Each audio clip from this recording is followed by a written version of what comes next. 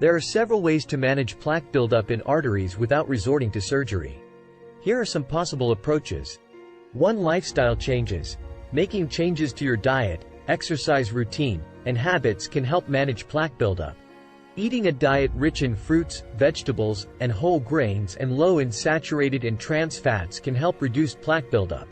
Regular exercise, such as brisk walking or jogging, can also help improve circulation and reduce the risk of plaque formation. Avoiding smoking and reducing stress can also have a positive impact on heart health. 2. Medications. Your doctor may prescribe medications that can help manage cholesterol levels, blood pressure, and inflammation, all of which can contribute to plaque buildup.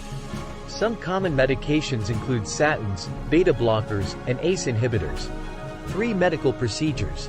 There are several non-surgical medical procedures that can help manage plaque buildup. These include angioplasty, which involves using a balloon to widen the artery, and stenting, which involves inserting a small mesh tube into the artery to keep it open.